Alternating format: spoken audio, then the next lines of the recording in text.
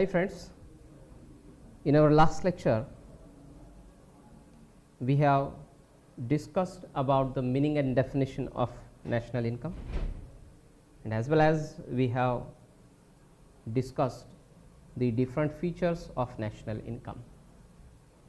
Now in this session we are going to discuss the circular flow of national income.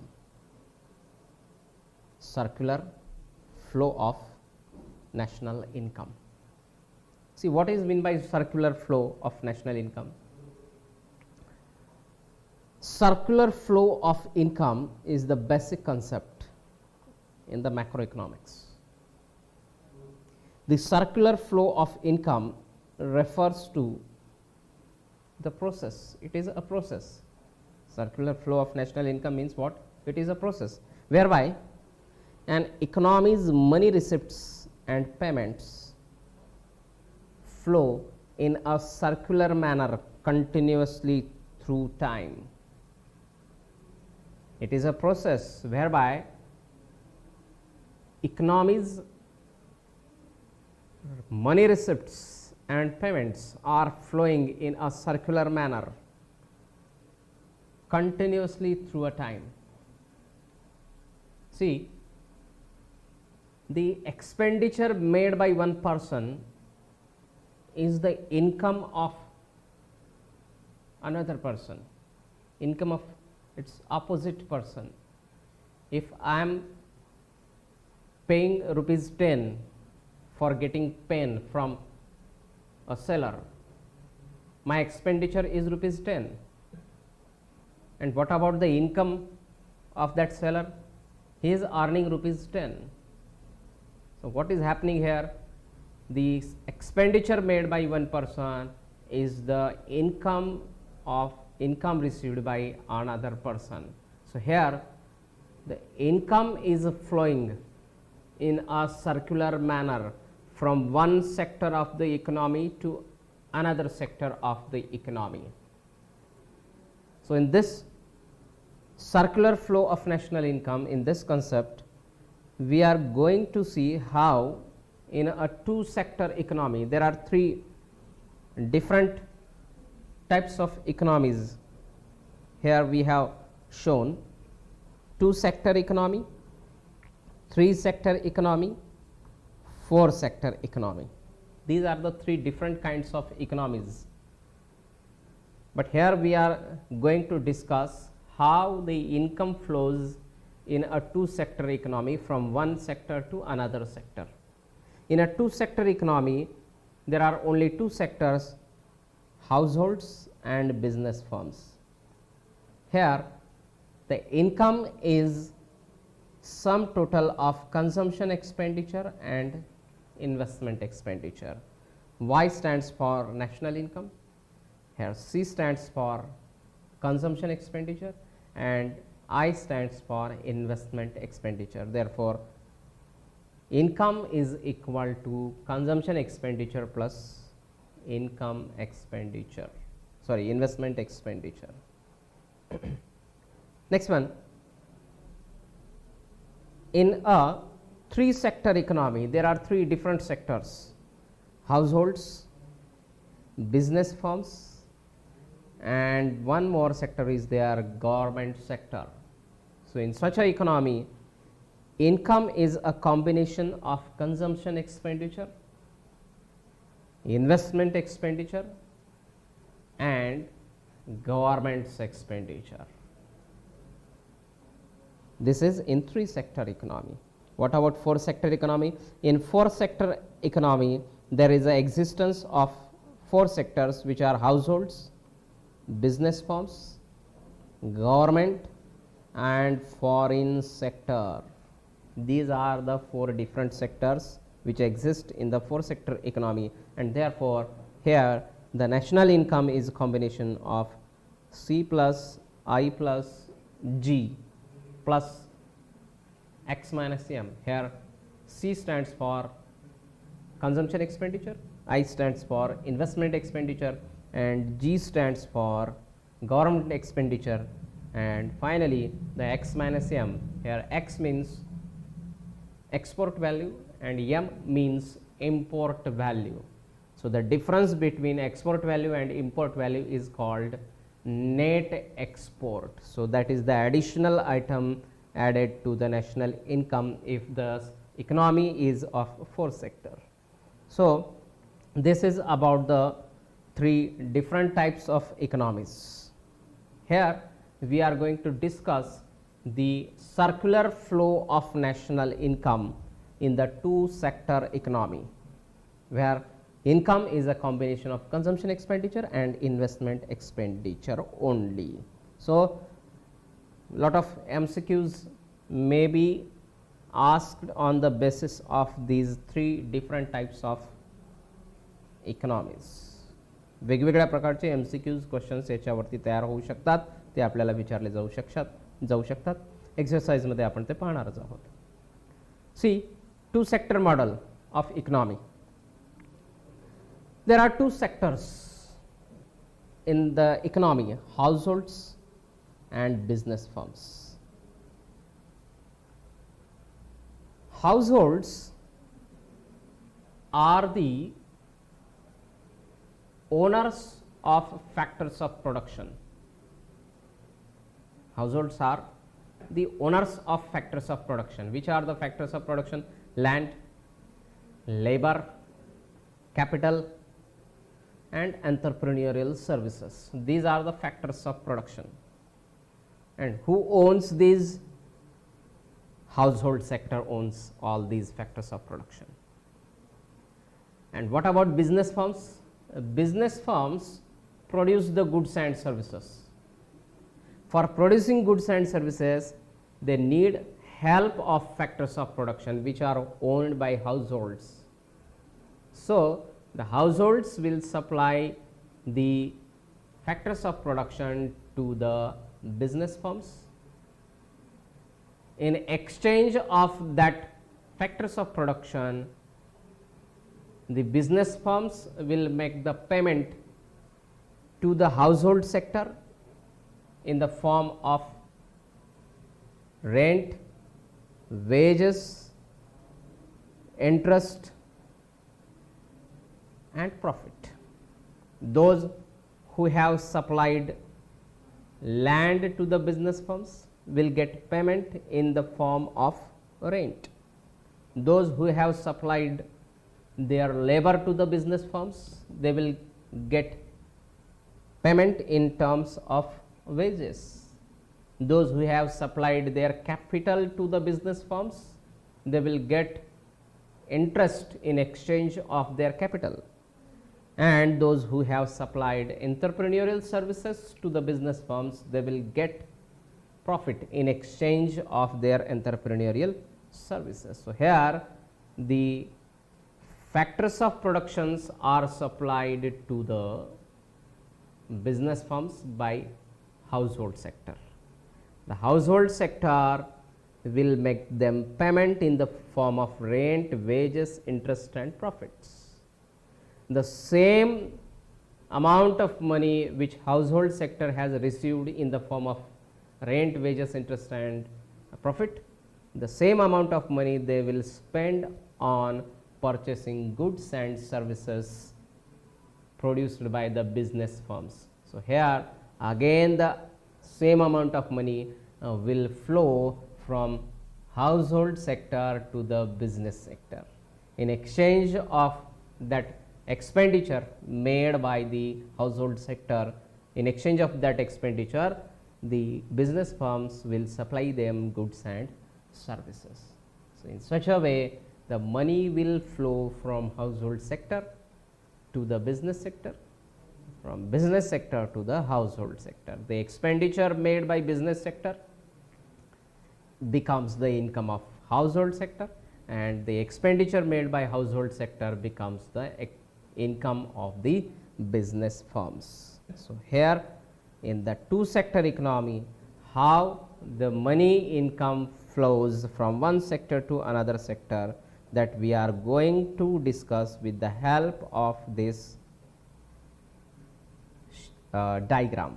See, in this diagram, 2 different sectors are shown here, households and business firms. As I told you that household sectors are the owners of factors of production. These are the factors of production: land, labor, capital and entrepreneur. Okay. These are supplied by the household sector to the business firms. In exchange of these land, labor, capital and entrepreneurial services, the business firms will make payment to the household sector in terms of rent, wages, interest and profit. So, here the expenditure made by firms became the income of the household sector. Now, the household sector will spend that amount of money on purchase of different goods and services. So, this is the consumption expenditure. Okay. And in exchange of this consumption expenditure, the business firms will supply them goods and services. So, in such a way, the expenditure made by one sector of the economy is becoming income of the other sector of the economy.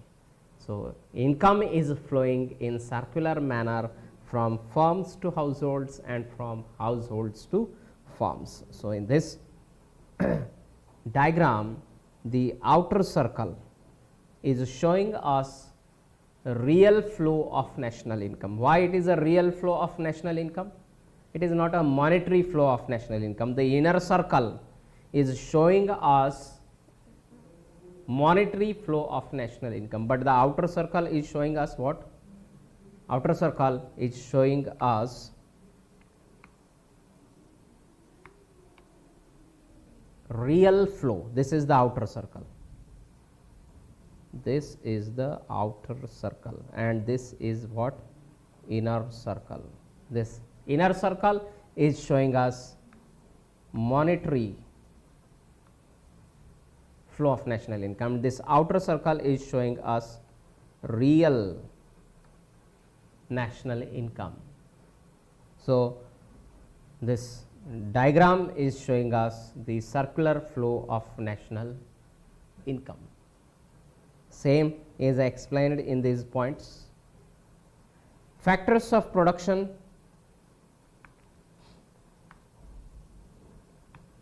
Factors of production flow from the households to the firms. The firms use these factors to produce goods and services required by the households. Thus, goods flow from the households to the firms and from the firms back to the households. It is called product flow. It is called what? Product flow. It means it is the real national income flow. And in the same way, money flows from the firms to the households in the form of factor payments such as rent, wages, interest and profit. And households use this income to purchase the goods and services. Thus, money flows from the firms to the households and from households back to the firms. It is called what?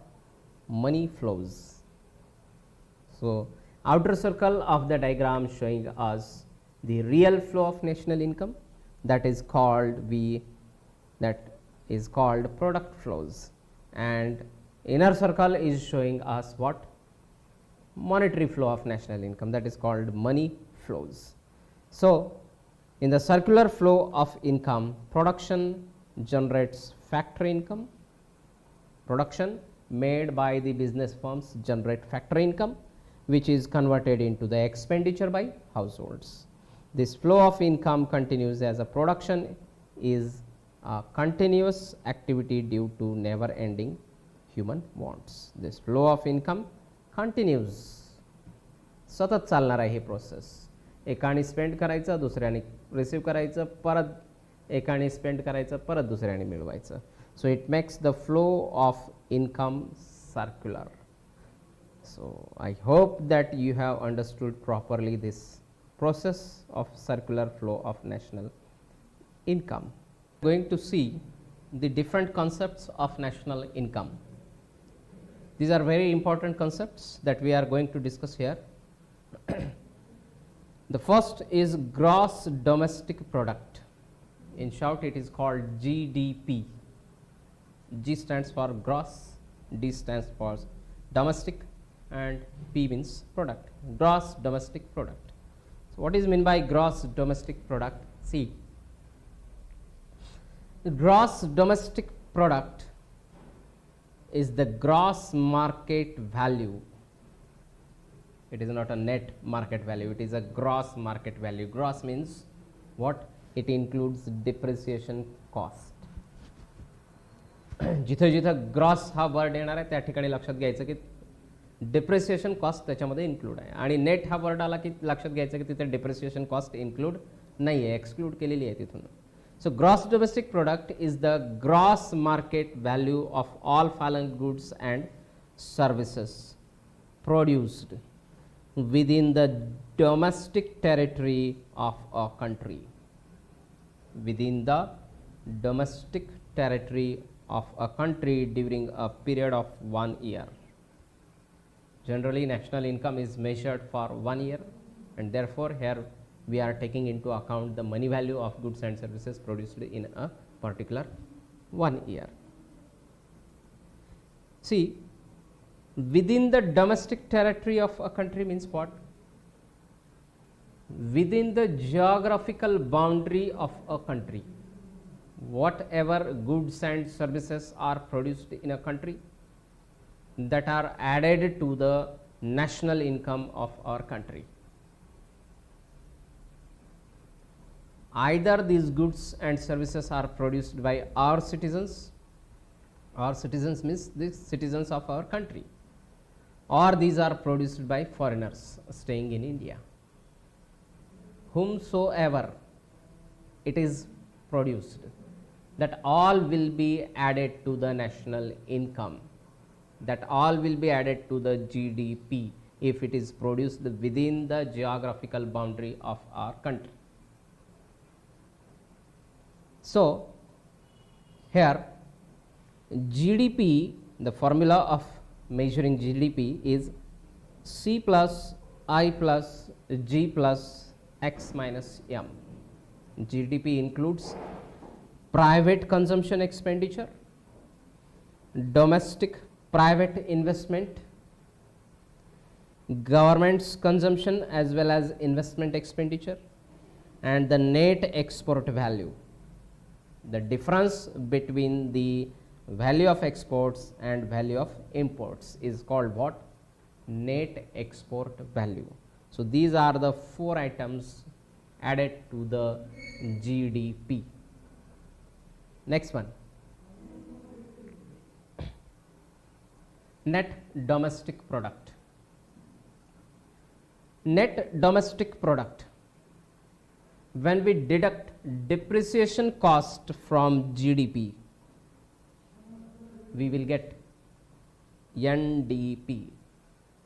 NDP is the net aggregate money value of all final goods and services. It is not a gross market value, it is a net aggregate value of all final goods and services produced within the territorial boundaries of a country during a period of 1 year.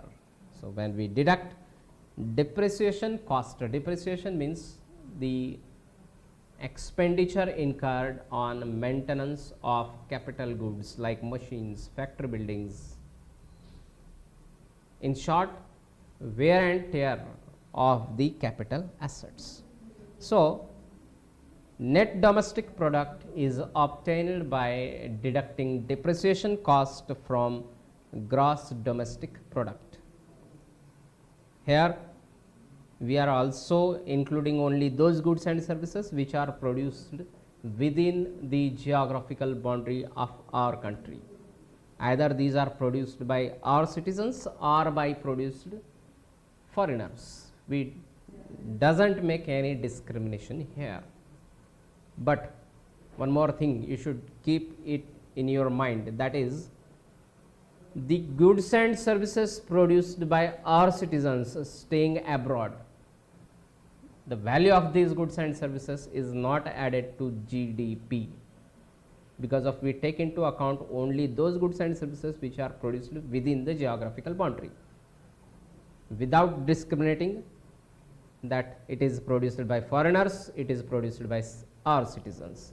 We doesn't make any kind of discrimination. Next one, gross national product. Here gross means depreciation cost is included there. Gross national product means the gross money value of all final goods and services produced annually in a country, which is estimated according to the price prevailing in the market. What is the basic difference between GDP and GNP? GNP includes all those goods and services produced by our citizens, either they are staying in India or they are staying abroad, it doesn't matter. All those goods and services will be added to GNP which are produced by our citizens only. The production made by foreigners staying in India will not be added to the GNP. Why? Because of they are not citizens of our country. Though it is produced within the geographical boundary, it will be not added to GNP. Here GNP means only those goods and services which are produced by our citizens. Either they are staying in India or they are staying abroad. It doesn't matter. Whatever is produced by our citizens, the money value of that each will be added to the GNP. So, what is the basic difference between GNP and GDP? GNP includes the contribution made by our citizens staying abroad, but GDP doesn't include the contribution made by our citizens staying abroad. GNP does not include the contribution made by foreigners staying in India, but GDP includes the contribution made by foreigners staying in India. That is the difference between GNP and GDP. Here the formula of GNP is given. GNP is equal to C plus I plus G plus X minus M. Here X minus M means the net export value, and one additional item is added here, that is R minus P, receipts minus payments, that is the net factor income earned from abroad. So, here R minus P is additional item added to the GNP, which is not added to the GDP. So, this is the difference between GNP and GDP. And what about net national product?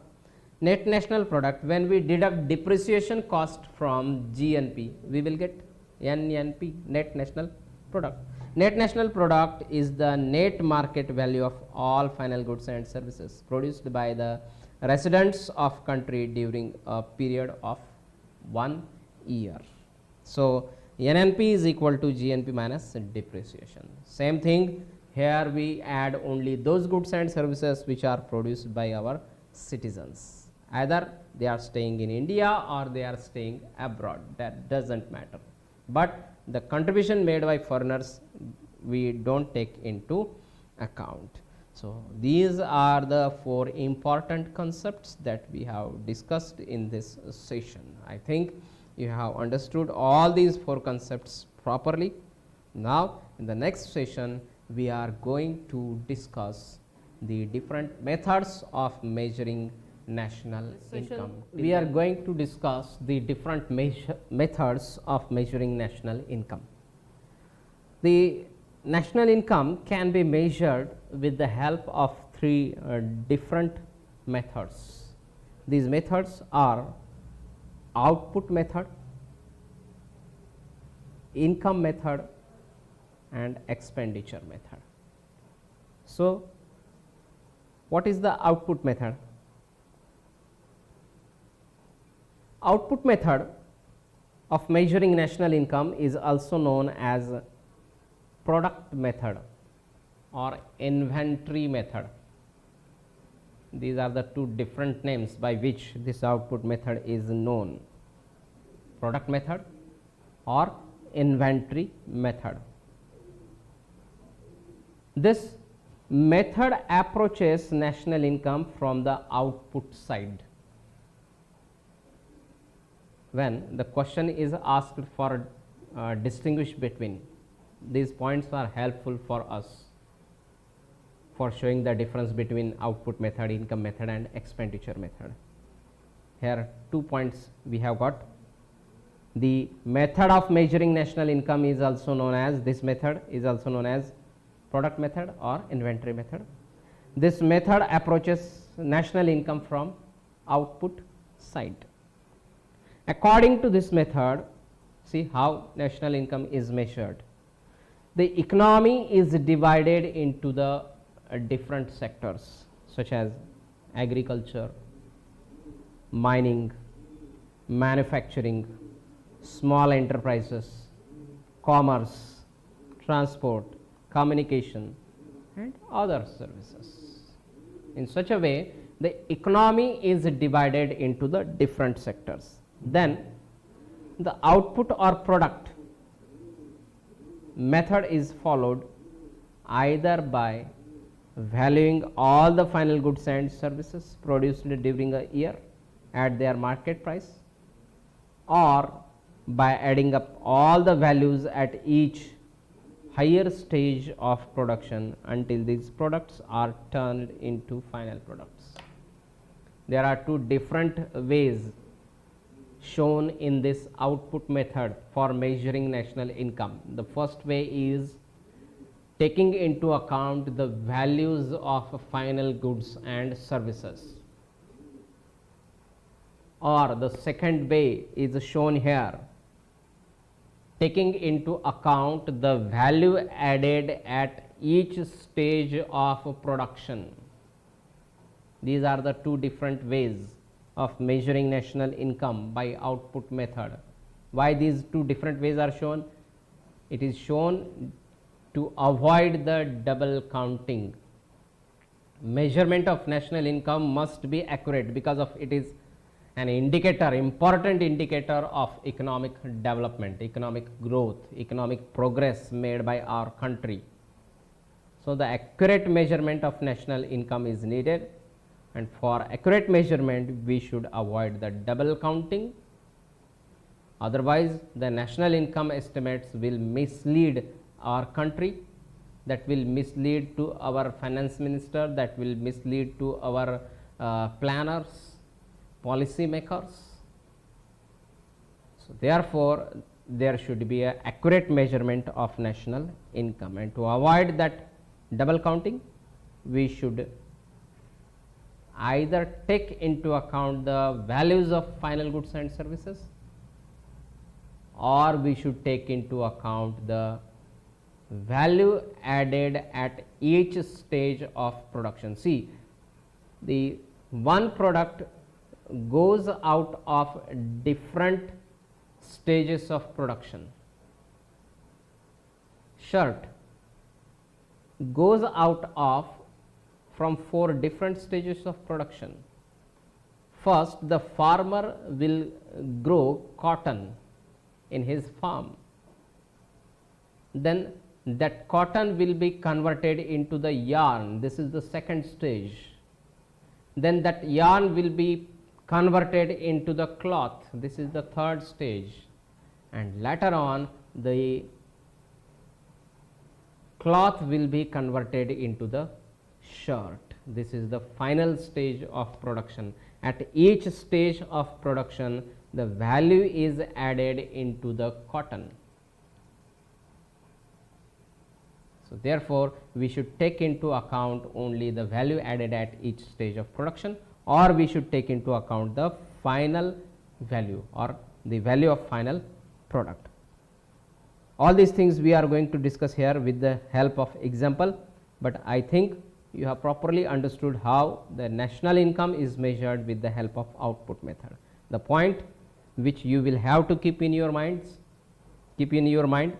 these are, this method is known as a product method or inventory method. Second one, This method measures national income from the output side. Third point, the national income, for measuring national income, the economy is divided into the different sectors, and then the output produced in each sector is valued by their market value, market prices, and then it is added to the national income. In simple words, here we can make the definition of this output method. याची एक definition आपल्याला अशी करता येईल. काय करता येईल definition याची? It is the method in which national income is measured by adding up the values of all final goods and services produced in a country during a year. Output method is that method of measuring national income in which national income is measured by adding up the values of all final goods and services produced in a country during a year. So, here you can see two different approaches are suggested by the economists, the final product approach or the final good approach. What about the final good approach? Final goods are those goods which are ready for final consumption. ज्याच्यावरती आता कुठल्याही प्रकारची process होणं बाकी नाही, त्याला आपण काय म्हणतो? Final goods. According to this approach, value of all final goods and services produced in primary, secondary and tertiary sector are included, and the value of all intermediate and intermediate transactions are ignored. The value of intermediate goods or the value of raw materials is not taken into account by this method.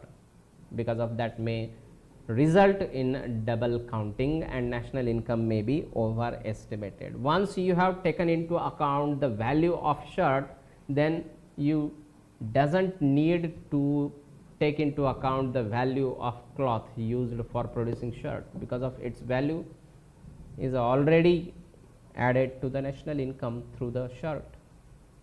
Once you have added the value of sugar to the national income, then there is no need of adding the value of sugarcane separately. That will lead to the double counting. So, here the intermediate transactions are ignored, only the values of final goods are taken into account. Intermediate goods are involved in the process of producing final goods, that is the final flow of output purchased by consumers. Hence, the value of final output includes the value of intermediate products. So, we should not take it into account. For example, the price of bread includes the cost of wheat, making of flour. Wheat and flour are both intermediate goods. So, its value is already added to the national income. So, we should not add it separately. Thus, a separate accounting of values of intermediate goods along with the counting of value of final products would mean double counting. To avoid this double counting, only we should take into account the values of final goods and services. The second way, second approach suggested by the economists in the output method, that is value added approach or value added method. See what is meant by value added. In order to avoid double counting, value added approach is used. According to this approach, the value added at each stage of production is included to the national income. What is meant by value added? The difference between the value of final output and inputs. The difference between the value of final outputs and inputs at each stage of production is called the value added. How the national income is measured with the help of this method, that can be explained with the help of one example here. The precautions that we should take while estimating national income by output method. Which are these precautions? To avoid double counting, only the value of final goods and services must be taken into account. Why we should take into account only the values of final goods? It is to avoid the double counting. If we are taking into account the values of intermediate goods, the values of raw materials, that may cause overestimation of national income. So, to avoid double counting, we should add only the values of final goods and services. Second one precaution that we should take: goods used for self consumption by farmers should be estimated by guesswork. Their value, their imputed value should be taken into account, though they are not exchanged with money, though they are not entered into the market, we should take into account their imputed value, because of that is the part of current year's output. Therefore, that should be added to the national income.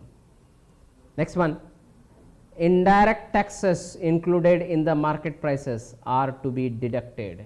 We should not take into account the indirect taxes. Why? Because of indirect taxes are the transfer payments, that is the transfer income of the government. In exchange of taxes, the taxpayer is not getting any good or any service. That indirect taxes are not contributing to the real output. Therefore, the income earned by, revenue earned by government through the indirect taxes is not added to the national income. We should deduct the amount of indirect taxes from the value of goods and services. On the other hand, if suppose subsidies are given by the government, what is meant by subsidy? Subsidy means the financial help given by government to the producer of necessary goods. Normally, subsidies are given to the production of necessary goods.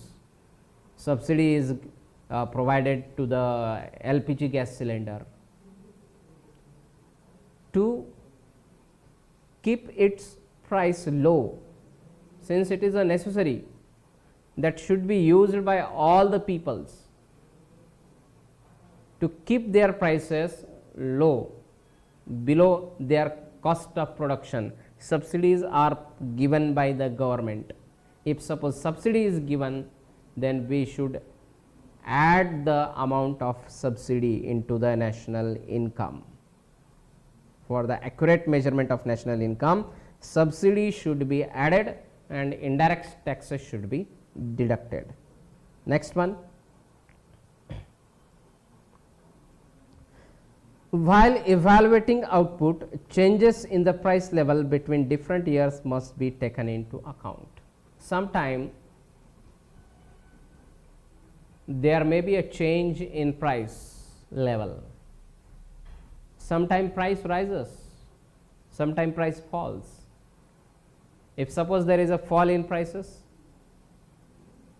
that will show your national income, your national output is less.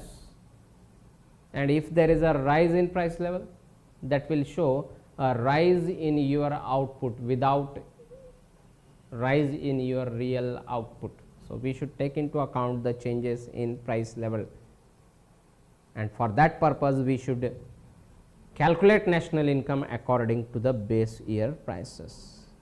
Next one, value of exports should be added to the national income, because of these goods are produced in our country, though they are purchased by foreigners.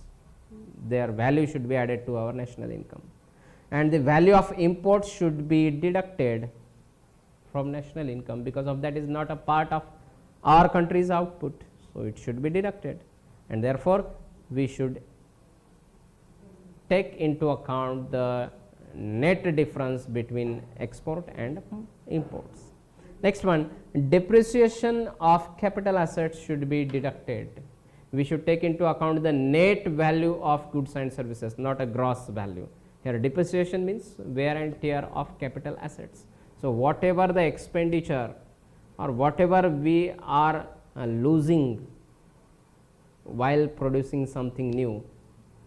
So, what we have lost, the value of that thing should be deducted from the national income. Sale and purchase of second hand goods should be ignored.